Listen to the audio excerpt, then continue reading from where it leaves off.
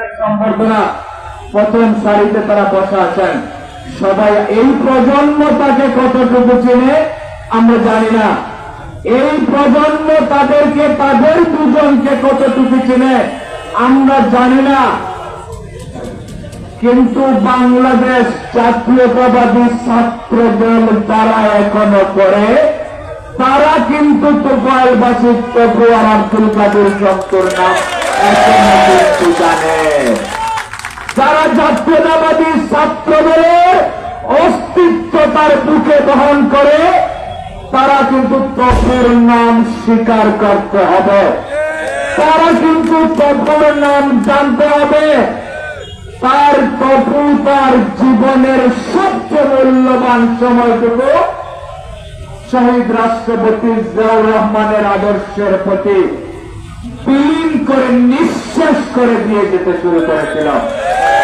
ঠিক তদ্রুপভাবে শমসু তার জীবনের সবচেয়ে মূল্যবান যৌবনটা ছাত্র দলের বিবেচনে তার নিঃশেষ করে দিয়ে যেতে। অতএব এই প্রজন্ম বলি আর সেই প্রজন্ম বলি, কোন প্রজন্মের কাজে তোমাদের কোন প্রজন্মের কাছেই তোমাদেরকে মুছে ফেলা যাবে না।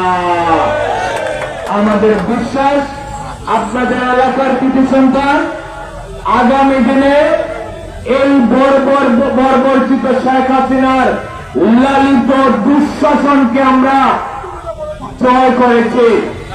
আজকে মুক্ত বিহঙ্গের মতো আমরা বিচরণ করতে পেরেছি। এই সময়ে আমরা বিশ্বাস করি গোলাপগঞ্জের মাটি আর মানুষের জন্য নিশ্চয় তোফায়েলবাসী তবু কিছু একটা করবে।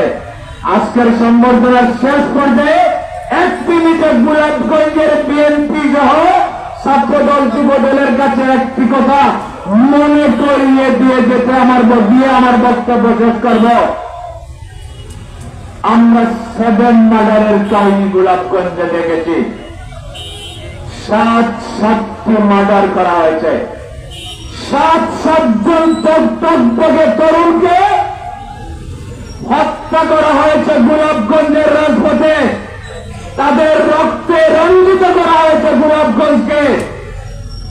যদি গোলাপগঞ্জের বিএনপি, গোলাপগঞ্জের যুবদল, গোলাপগঞ্জের ছাত্রদল, গোলাপগঞ্জের স্বেচ্ছাসেবক দল 7টি হত্যাকাণ্ডে পুঙ্খানুপুঙ্খ বদলা নিতে ব্যর্থ হয়, তাহলে গোলাপগঞ্জে বিএনপির কোন নাম নিশানা থাকবে না।